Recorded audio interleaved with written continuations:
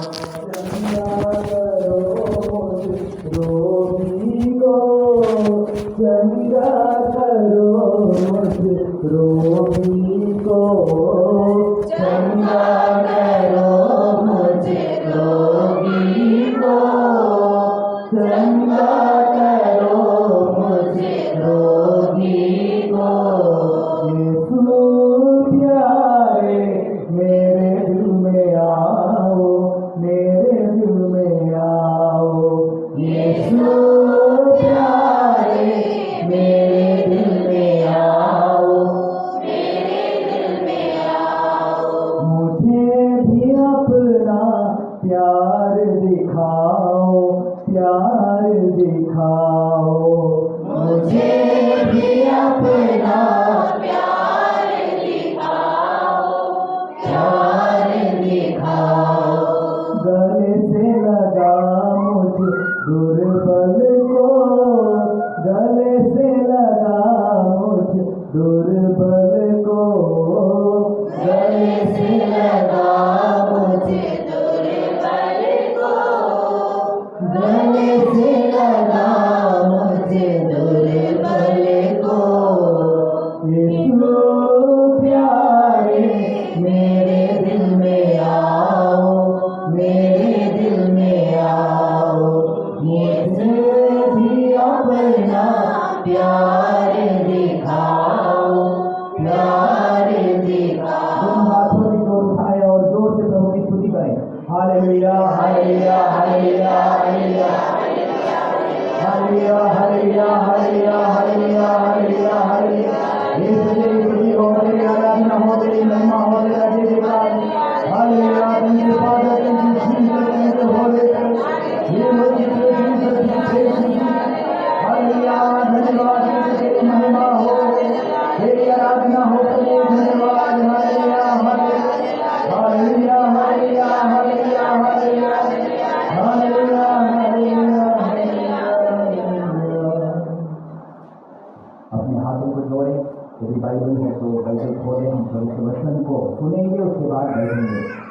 संत Lucas के अनुसार सुसमाचार अध्याय 22 वाक्य 54 से 62 तक।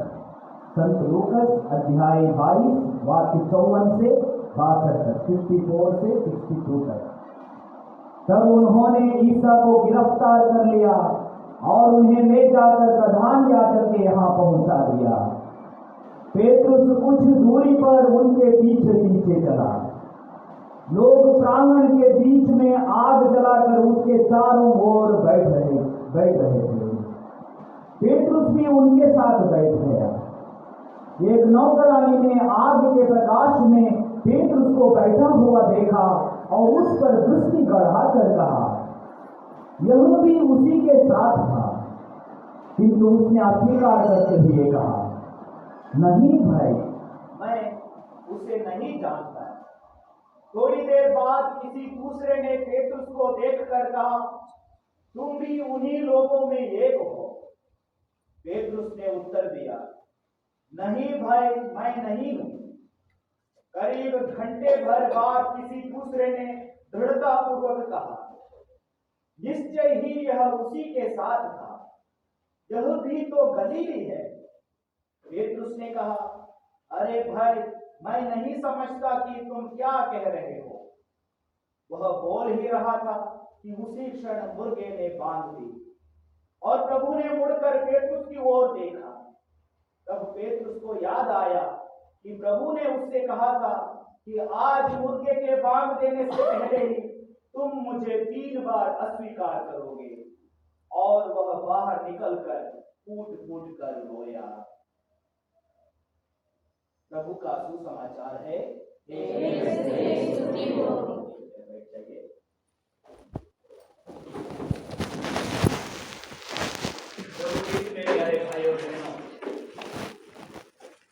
प्रभु का वचन हम सुनने जा रहे हैं, सुना है और उस पर हम थोड़ी देर मनन चिंतन करने जा रहे हैं। प्रभु का वचन बहुत ही शक्तिशाली है। वो वचन हमें शुद्ध करता है। हम पढ़ते हैं संत यूहन्ना अध्याय 15 वाक्य 3 में, प्रभु यीशु कहते हैं संत यूहन्ना अध्याय 15 वाक्य 3 में, जो शिक्षा मैंने तुम्हें दी है उसके द्वारा तुम शुद्ध हो गए। प्रभु की शिक्षा क्या है? प्रभु का वचन वो क्या करता है? हमें शुद्ध करता है। प्रभु का वचन हमें शुद्ध करता है।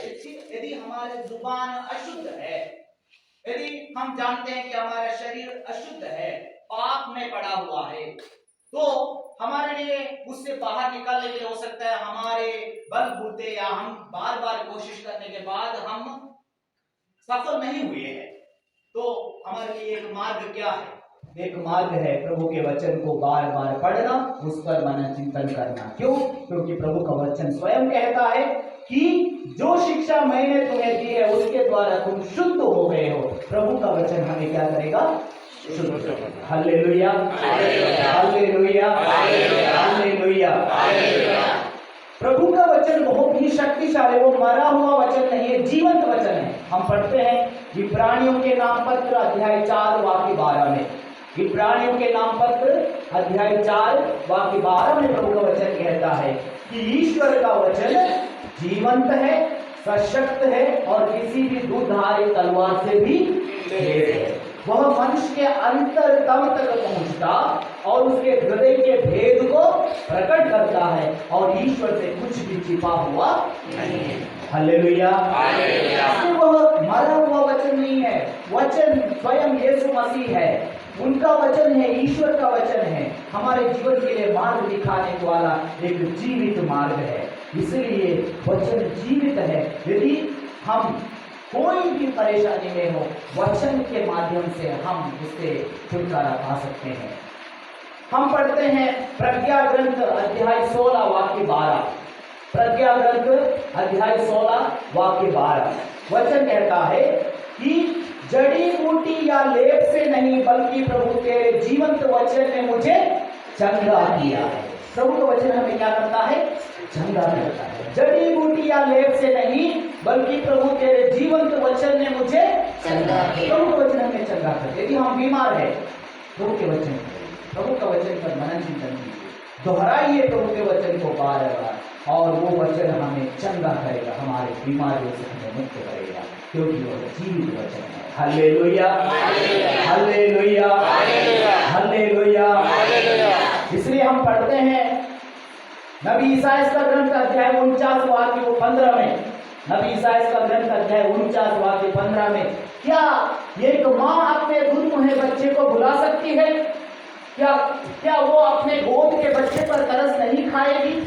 यदि वह भुला भी दे फिर भी मैं तुम्हें कभी नहीं भुलाऊंगा। मैंने तुम्हारा नाम अपने हथेली में अंकित किया है, हथेली में अंकित किया है। इसका मतलब क्या है? यदि हम देखेंगे आपकी दिनचर्या में, हमारे दिनचर्या में सबसे अधिक बार हम हमारे हथेलियों को देखते हैं, बार बार हाथ साफ करते हैं, भोजन के पहले कम से कम 3 बार तो हाथ साफ है कि देखते हैं, या कुछ टच करने से पहले हाथ साफ है, या हाथ कुछ काम करने के बाद यदि हाथ साफ है, देखते हैं। बार बार हम सबसे अधिक बार एक दिन में क्या देखते हैं? हमारे हथेलियों को देखते हैं। तो प्रभु ने यदि कहा है कि मैंने तुम्हारा नाम अपने हथेलियों पर अंकित किया है, मतलब क्या है? मतलब प्रभु हमें दिन में बार बार याद करता है, प्रभु हमें बार बार याद करता है। इसलिए प्रभु कहता है तुम्हारा नाम मैंने अपने हथेलियों पर अंकित किया है। Hallelujah, hallelujah. और एक प्रभु का वचन हम पढ़ते हैं नबी यिर्मयाह का ग्रंथ अध्याय 23 वाक्य 29, नबी यिर्मयाह का ग्रंथ अध्याय 23 वाक्य 29 में लिखा है कि ईश्वर की वाणी अग्नि जैसी है। कैसी है? अग्नि क्या करता है? आप क्या करता है? जलाता।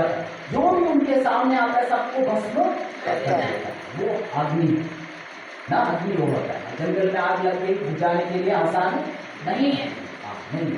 तो इसलिए आग है, मतलब जो भी अंधकार की बातें हैं प्रभु का वचन क्या करेगा? उसको भस्म कर देगा। जो प्रभु की विरुद्ध की बात है प्रभु की वाणी क्या करेगा?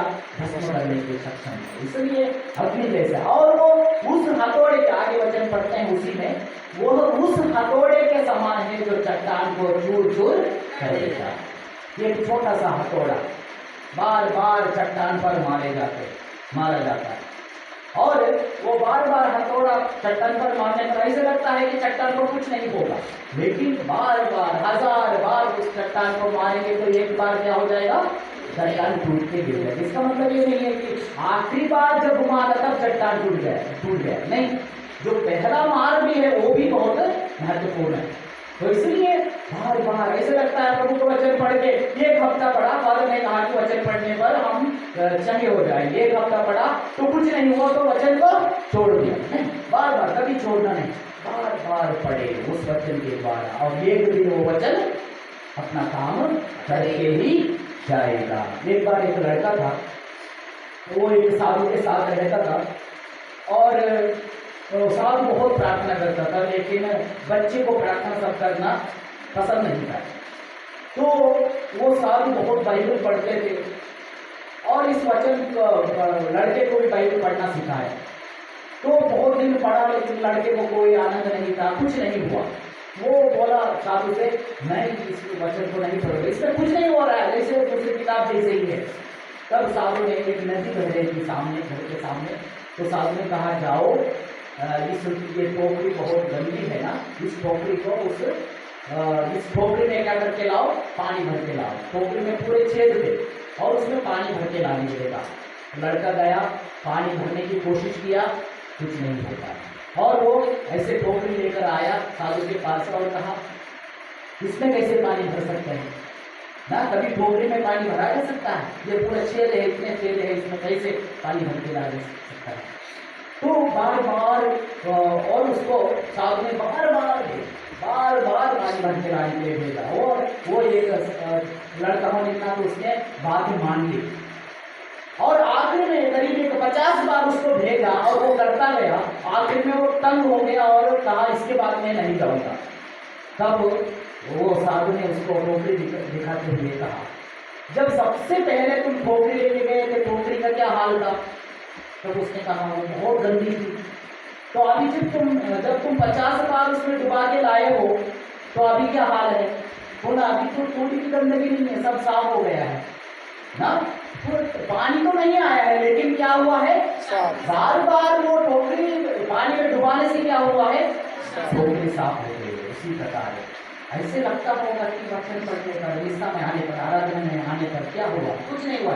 कल जैसे था मैं आज भी वैसे ही, मेरे जीवन में कुछ नहीं हुआ है। नहीं प्यारे भाई, जब हम बार बार प्रभु के पास आते हैं कुछ ना कुछ होता है, वो हमें आश्चर्यजनक रूप से, अदृश्य रूप से हमें दिखाई नहीं देता है, लेकिन कुछ ना कुछ वहाँ हो रहा है। प्रभु कुछ ना कुछ कर रहे हैं हमारे जीवन में, कुछ ना कुछ प्रभु हमें आशीष देके भेज रहे हैं। तो इस पर हमें विश्वास करने की जरूरत है। यदि उसको नकारात्मक रूप से लेंगे तो उसकी जो आशीष हमें मिली है वो कार्य नहीं कर पाएगी। तो इतना कहने के बाद आज जब हम जो वचन लिए हैं उस पर हम मनन चिंतन करेंगे। सबसे पहले हम देखेंगे कि आध्यात्मिक विफलता के विभिन्न स्तरों को हम देखें। आज के हमने वचन सुना थोड़ी देर पहले, पेतरुस ने क्या किया, प्रभु को 3 बार अस्वीकार, नकार दिया प्रभु को कि मैं इसको प्रभु को जानता ही नहीं। 3 बार नकार दिया। ये नकारना मेरे और आपके जीवन के लिए एक शिक्षा, एक सीख है कि किस प्रकार धीरे धीरे हम आध्यात्मिक पतन को पाते हैं, किस प्रकार धीरे धीरे आध्यात्मिकता से या प्रभु से हम दूर जाते हैं, कैसे हमारा आध्यात्मिक जीवन से, जब आध्यात्मिक जीवन से पतन होता है हमारे अन्य सभी कार्यों से भी, हमारे जो दूसरे जीवन है, सांसारिक जीवन है, उसमें भी हम कैसे विफलता को और पतन को पाते हैं, इसके बारे में हम देखते हैं। और पेतरुस के जीवन के द्वारा हम देखेंगे कि प्रभु को दूर से अनुसरण करने का नतीजा क्या है, प्रभु को दूर से अनुसरण करने का क्या नतीजा है। 2 प्रकार से हम प्रभु का अनुसरण कर सकते हैं, एक तो नजदीक से अनुसरण कर सकते हैं और एक दूर से अनुसरण कर सकते हैं।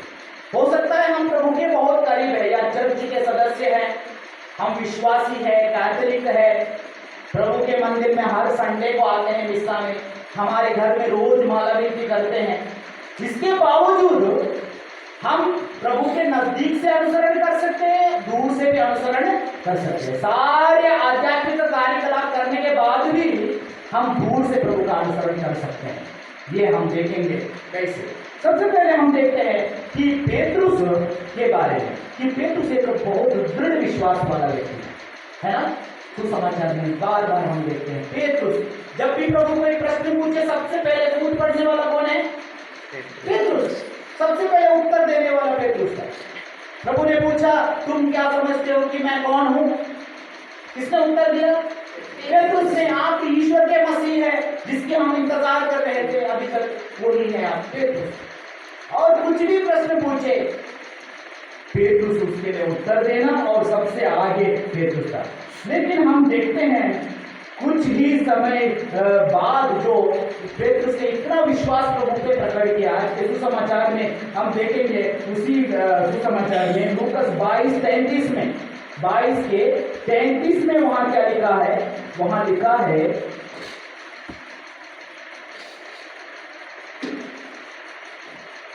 22 के यदि सब तिरस्कार करे मैं नहीं करूंगा, यदि सब छोड़ दे मैं तुम्हें नहीं छोड़ूंगा। और सिमोन ने उत्तर दिया यदि सब विचलित हो जाए मैं कभी विचलित नहीं होऊंगा। बार बार पेतरुस ने क्या किया? प्रभु का अपने दृढ़ विश्वास को प्रभु के ऊपर प्रकट किया। और एक जगह पर हम देखते हैं मार्कुस अध्याय 14 में, मार्कुस अध्याय 14 के वाक्य 29 में, मार्कुस अध्याय 14 वाक्य 29 में लिखा है, क्या लिखा है? पेतरुस कहता है चाहे सभी विचलित हो जाएं किंतु मैं विचलित नहीं। पेतरुस इतना दृढ़ विश्वास प्रभु पर पेतरुस का था। इतना सब कहने के बाद कुछ ही घंटों के बाद पेतरुस क्या करता है? प्रभु यीशु को 3 बार अस्वीकार करता है। कितनी बार? 1 बार 2 बार नहीं, बल्कि 3 बार कहता है कि मैं इसको नहीं जानता। ये कैसे हुआ? कैसे हुआ? इस पर हम मन चिंतन करेंगे। कैसे पेतरुस को इतना सब कहने का धैर्य हुआ? कैसे हो? हम देखेंगे, अभी जो वचन हमने पढ़ा उसको देखेंगे। तब उन्होंने यीशु को गिरफ्तार कर लिया और उन्हें ले जाकर प्रधान याजक के यहाँ पहुंचा दिया। पेतरुस कुछ दूरी से उनके पीछे पीछे चला। पेतरुस ने एक बहुत बड़ी गलती की। क्या गलती है? पेतरुस ने कुछ दूरी से प्रभु का अनुसरण करना शुरू कर दिया। जब वो बहुत नजदीक था, प्रभु के नजदीक से अनुसरण कर रहा था, तब पेतरुस ने क्या कहा? मैं आपके लिए मरने के लिए तैयार हूं, जेल में जाने के लिए तैयार हूं, मैं आपके चाहे सब लोग छोड़ दे मैं नहीं छोड़ूंगा। जब नजदीक से अनुसरण कर रहा था पेतरुस ने ऐसे कहा।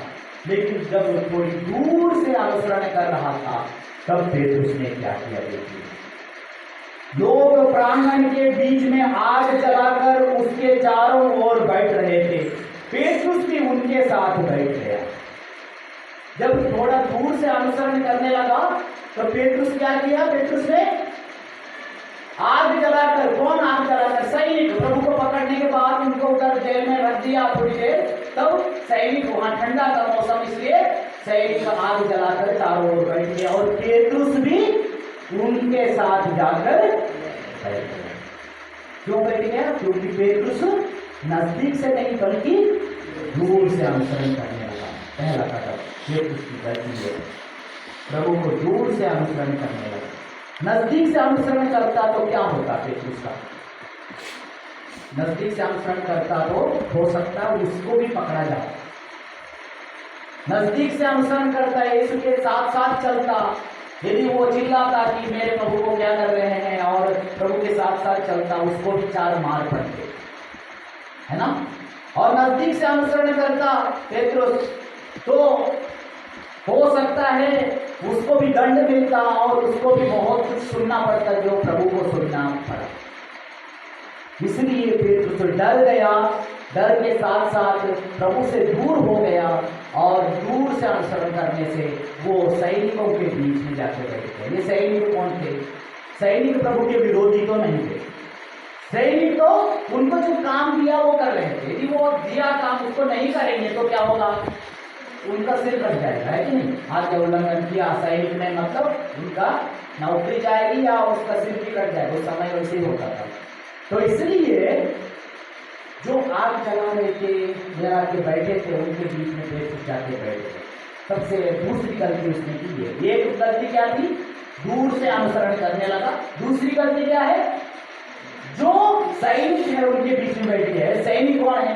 प्रभु के मूल्यों को नहीं जानने वाले या उनका मूल्यों के बारे में परवाह नहीं करने वाले, उनके साथ जाके पेट्रुस बैठ गया। और जब बैठ गया क्या हुआ देखिए आगे।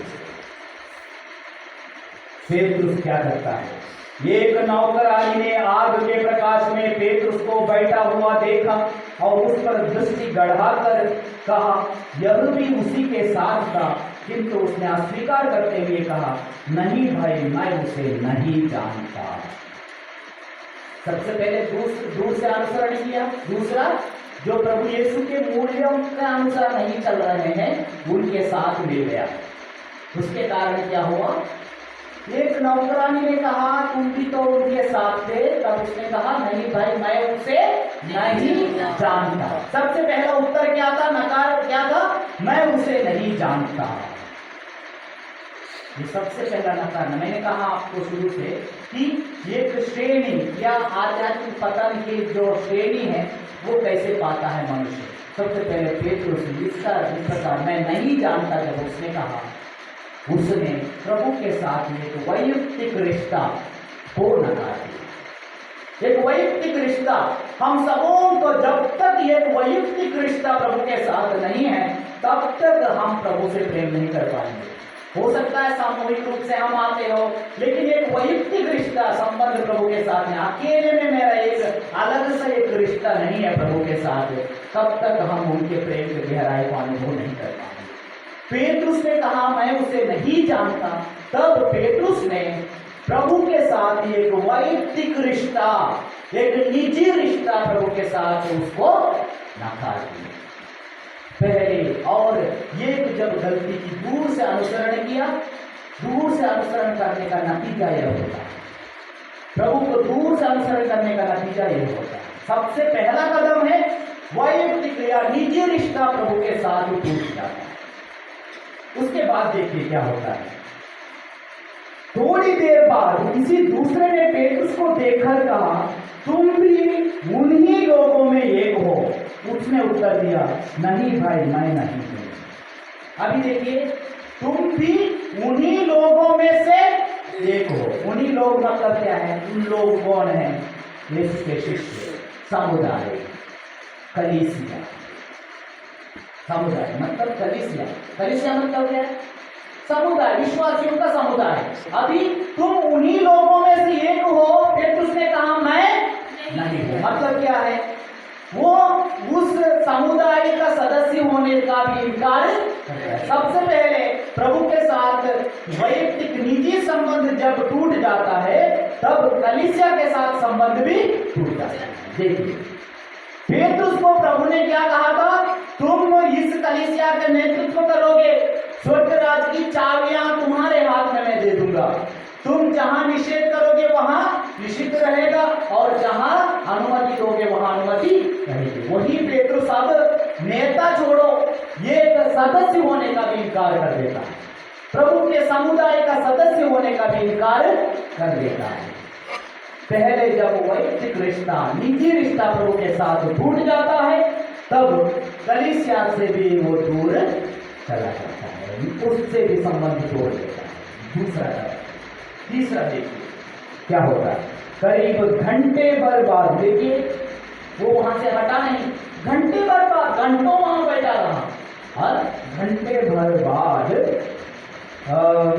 किसी दूसरे ने दृढ़तापूर्वक कहा, निश्चय ही यह उसी के साथ था, यह भी तो गलीली है।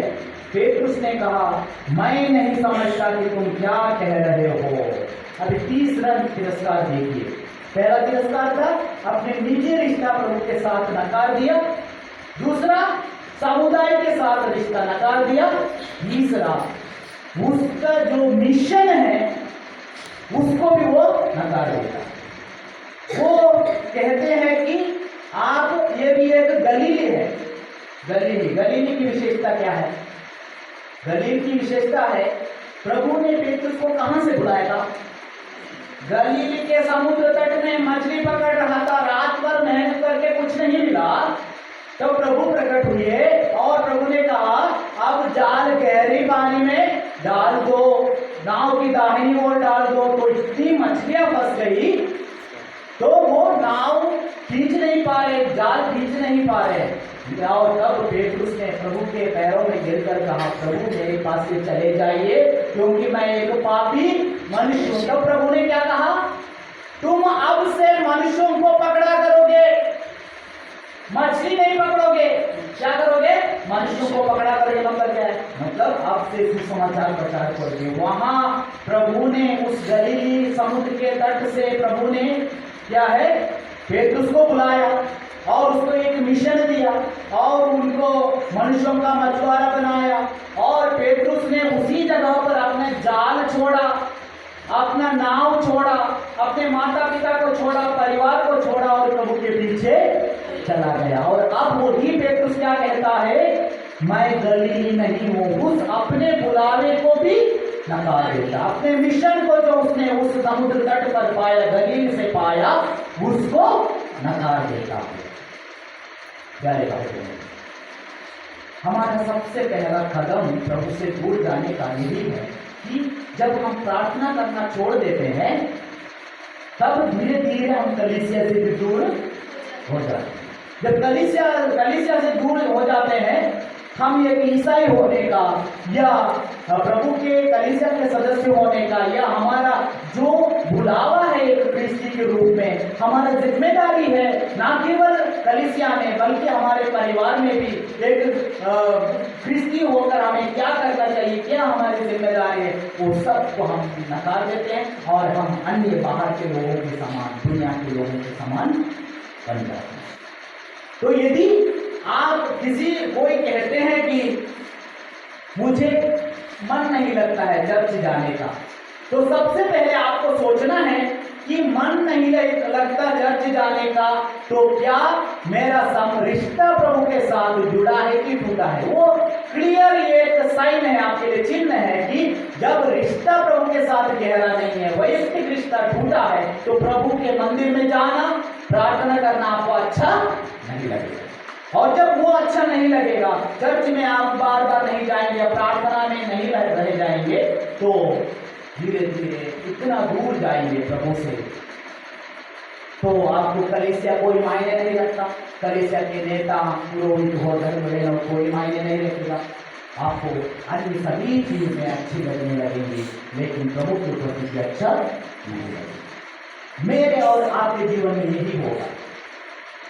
यदि कोई टूट चुका है जीवन में, यदि उनको बैठ के पूछा जाए, एक ईसाई है, पूछा जाए, बहुत आध्यात्मिक बातों में था पहले लेकिन अभी नहीं है, तो उनको बैठ के पूछने पर वो बताएंगे, फादर जी मैंने प्रार्थना करना छोड़ दिया। जब प्रार्थना करना छोड़ दिया तब क्या हुआ, धीरे धीरे मैंने ये करना शुरू कर दिया, वो करना शुरू कर दिया और कितना दूर में चला गया प्रभु से, और मैंने इतनी बड़ी बड़ी गलतियां की। कहाँ से शुरू हुआ, जब एक रिश्ता प्रभु के साथ टूट गया है, एक निजी रिश्ता टूट गया है, वहां से शैतान उनको दूर विनाश की ओर ले जाना शुरू कर दिया। पिछले सप्ताह आपने सुना होगा उड़ाऊ पुत्र की कहानी ना, सुसमाचार में उड़ाऊ पुत्र की कहानी, उसमें क्या हुआ, बेटा थोड़ा सा विचलित हुआ, उसने कहा मेरी संपत्ति मुझे दे दो, बाहर की दुनिया अच्छी लगी, लेकिन क्या हुआ, अच्छी लगी और गया,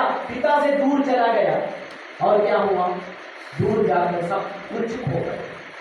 ये थोड़ा सा विचलन कि उस प्रभु के पिता के साथ निजी संबंध है, उसको नकार दो, तो जाके बाहर मस्ती करना चाहता था, लेकिन उसको कभी मस्ती नहीं मिली, बर्बाद हो गया।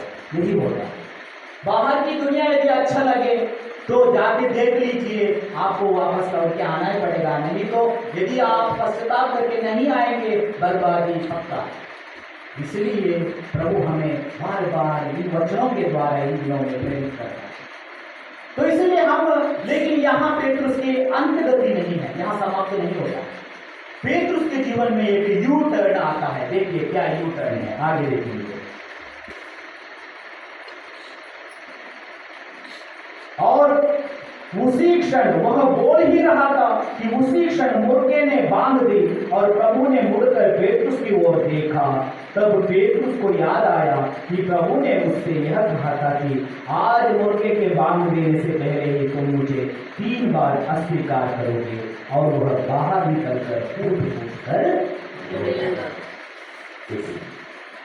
पेतरुस के जीवन में एक यू टर्न आ गया। यू टर्न मतलब क्या है? आजकल IPL मैच चल रहे, जवान लड़के लड़के जानते होंगे ना। हाँ, यू टर्न मतलब एक व्यक्ति बहुत बढ़िया खेल रहा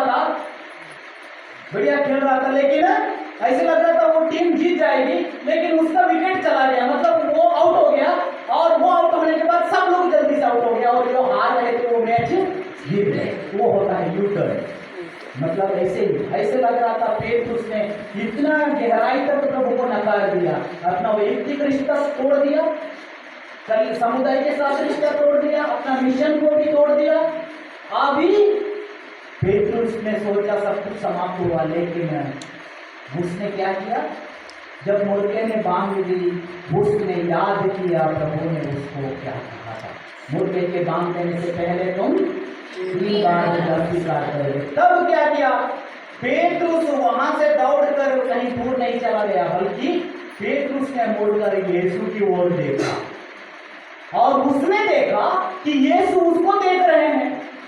ये नहीं है कि यीशु उसको अभी देख रहे हैं, यीशु उसको जब पहली बार नकार रहे थे तब भी देख रहे थे होंगे, लेकिन पेतरुस ने नहीं देखा। पेतरुस ने अब जब तीसरी बार जब उसने नकारा और मुर्गे ने बांध दी, तब मुड़कर देखा तो यीशु उसको देख रहे हैं।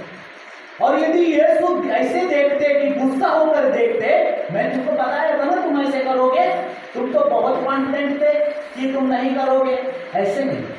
यदि ऐसे देखते तो पेतरुस पश्चाताप नहीं करता, उस पर दोष यदि प्रभु लगाते। प्रभु की दृष्टि में इतना प्यार था, इतनी दया थी कि पेतरुस प्रभु की उस दृष्टि के सामने बैठ नहीं पाया। और उसने उस जो गर्मी वो ले रहा था, संसार की गर्मी, उस आग के सामने, उस गर्मी में बहुत देर तक बैठा रहा और आनंद लेता रहा। उस गर्मी से वो अलग हो गया, उस जगह को छोड़ा, बाहर भागा और फूट कर रोकर एक सच्चा पश्चाताप किया। एक सच्चा पश्चाताप पेतरुस ने किया, मैंने गलती किया है।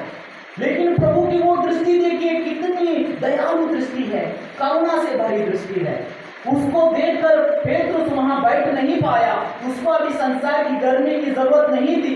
उस प्रभु के उस प्रेम भरी गर्मी के सामने वो उस जगह को छोड़ता है और बाहर जाकर रोता है, सच्चा पश्चाताप करता है। उस चुंगी घर में नाकेदार मत्ती बैठा हुआ था, लेवी बैठा हुआ था।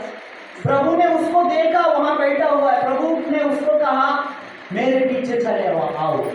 और उसकी उस प्रभु के बुलाने के उसमें इतनी शक्ति थी, इतनी करुणा थी, इतना प्रेम था। उसने अपना चुंगी घर छोड़ा, सब कुछ छोड़ा, नौकरी छोड़ा और प्रभु के पीछे। तो यह है पेतरुस। और उसके बाद पेतरुस ने सोचा कि मैंने प्रभु को धोखा दिया है, इसलिए और नकारा है प्रभु को, इसलिए मैं चुपचाप क्या करूँगा, फिर से अपनी नौकरी जो पहले मैं कर रहा था उसी को करूँगा, मैं किसी को तंग नहीं करूँगा। मैंने प्रभु को दुख दिया है, अभी मैंने पश्चाताप किया है, मैं अभी और प्रभु को दुख नहीं देना चाहता। मेरे वजह से प्रभु उधर क्रूस पर तड़प रहे थे, फिर भी मैंने उनको नकारा, इसलिए मैं अभी एक साधारण जीवन जीऊँगा, पहले जी रहा था, किसी को तंग नहीं करूँगा। ऐसे कहकर पेतरुस फिर से जाल लेकर, नाव लेकर फिर समुद्र तट में पहुँच गया। लेकिन प्रभु तीसरे दिन जी उठने के बाद प्रभु भी कहाँ पहुंच गए? समुद्र के तट पहुंच गए। पहुंचकर पेतरुस को बुलाया और कहा, पूछा पेतरुस से, पेतरुस क्या तुम मुझे प्यार करते हो? पेतरुस ने कहा, जी हाँ प्रभु, मैं तुमसे प्यार करता हूँ। एक बार में कितने बार पूछा? 3 बार पूछा। कितने बार नकारा था पेतरुस ने? 3 बार। अभी 3 बार प्रभु यीशु उसके पूछते हैं, क्या तुम मुझे प्यार करते हो? पेतरुस ने 3 बार प्रभु से कहा, मैं तुमसे प्यार करता हूँ। और प्रभु पेतरुस ने सोचा था, अभी प्रभु ने मुझे छोड़ दिया है क्योंकि मैंने उनको तिरस्कार किया है, अभी प्रभु भी मुझे स्वीकार नहीं करेंगे। लेकिन प्रभु ने उसको तो उसी के लिए प्रभु समुद्र तट में आए और कहा तुम फिर से मेरा साक्षी दोगे, संसार के कोने कोने में जाकर सुसमाचार सुनाओ और तुम मेरा साक्षी दोगे पूरे दुनिया के कोने कोने में। पेतरुस को फिर से नियुक्त करता है और फिर से वो पेतरुस को शिष्यों का नेता बनाता है। और कलीसिया का सबसे पहला संत पापा कौन है? पेतरुस। संत पेतरुस, सबसे पहला संत पापा संत पेतरुस। तो फिर से उसको नियुक्त करता है और वो फिर से प्रभु का जीवन जीने लगता है और इतने गहराई से साक्ष्य देता है, इतने शक्तिशाली साक्ष्य देता है और हजारों लाखों लोगों को प्रभु के पास लेकर आता है और उनको मुक्ति प्रदान करता है। प्यारे भाई बहनों, ये एक गहराई की बात मैं अभी आपको बताने जा रहा हूँ। वो यह है, चाहे आप प्रभु से कितने भी दूर गए, वह निजी संबंध आपने प्रभु के साथ तोड़ा हो या समुदाय के साथ रिश्ता तोड़ा हो, कलीसिया के है ना, कलीसिया में भी रिश्ता तोड़ा हो, पुरोहितों के साथ, धर्मों के साथ या कलीसिया के साथ बहुत पाप किया हो, बहुत दूर गए हो, या अपने मिशन को आप भूल गए हो कि आपकी जिम्मेदारी क्या है कलीसिया में, आपने कुछ किया नहीं है कलीसिया में, कोई बात नहीं। जब तक आप प्रभु के पास आते हैं, जब आप प्रभु के पास लौट आने का मन करते हैं और लौट के आते हैं, अपने किए हुए कर्मों के लिए प्रायश्चित करते हैं, पश्चाताप करते हैं और लौट के आते हैं, तब तक आपके जीवन में सब कुछ नया बन सकता है। पेतरुस का उदाहरण है हमारे सामने, वही प्रभु बताना चाहते हैं मुझे और आपको। पिछले सप्ताह क्या वो सुसमाचार उड़ाव पुत्र की, उड़ाव पुत्र ने क्या किया? जब सब कुछ समाप्त हो गया, उसने सोचा कि कुछ नहीं हो सकता, मैं अपने घर में जाऊंगा, कम से कम एक नौकर बन के वहां जीऊंगा, क्योंकि नौकरों को भी भरपेट भोजन वहां मिल रहा है ना, मैं इधर उनका बेटा होने के बावजूद यहाँ भूखों मर रहा हूं। तो इसलिए वो उठता है, देखिए उठता है, वो उठने की बात बहुत जरूरी है, और चलना अपने घर के पास, और वो उठता है और चलता है, और वो पाप स्वीकार में मैंने क्या क्या पाप किया है उसको बताने के लिए वो पहले से तैयार करता है कि मैंने क्या क्या किया है आपके लिए, पिताजी से कहूंगा। तो वो केवल इतना ही कहता है, पिताजी मैंने आपके विरुद्ध और स्वर्ग के विरुद्ध पाप किया है। इतना कहने के बाद वो अगला सेंटेंस क्या बोलना चाहता था? मुझे एक नौकर के रूप में रख दीजिए। वो वहां जाके बोलता नहीं है, क्यों? पिता बोलने देते ही नहीं है। पहले से उसको जब उसने इतना कहा, उसको आलिंगन करके पिता बोलने लगते हैं कि जूते पहनाओ, कपड़े पहनाओ, अंगूठी पहनाओ, ये सारे मौज मस्ती वहां ना आनंद बनाना शुरू हो जाता है। तो बेटा बोल नहीं पाता तीसरा सेंटेंस, और वहां सब कुछ नया बन जाता है। हो सकता है कितने भी दूर गए हो, कितने बड़े बड़े पाप किए हैं, दुनिया सोच भी नहीं सकती ऐसे पाप किए हैं, कोई बात नहीं। यदि आप प्रभु के पास लौट आएंगे और प्रभु के वचन के अनुसार जीने लगेंगे, तब सब कुछ नया बनेगा, सब कुछ आपके जीवन में नया बनेगा। प्रभु का वचन है। अनेक उदाहरण हम देखते हैं। दाऊद को देखिए, राजा दाऊद को, उसने किसी के साथ व्यभिचार किया बच्चेबा के साथ, और व्यभिचार करने के बाद उस पाप को छिपाने के लिए क्या किया? उसके पति को मार डाला और उसकी पत्नी को अपना पत्नी बनाया। दुनिया क्या सोचने लगी कि उसका पति युद्ध में मर गया है, इसलिए कितना अच्छा राजा है कि उसने उस एक सैनिक को पत्नी को अपना पत्नी बनाया, उसको सहारा दे दिया। लोग प्रशंसा करने लगे राजा की। लेकिन ईश्वर से कुछ भी छिपा हुआ नहीं, ईश्वर ने उसको प्रकट किया कि तुमने क्या किया।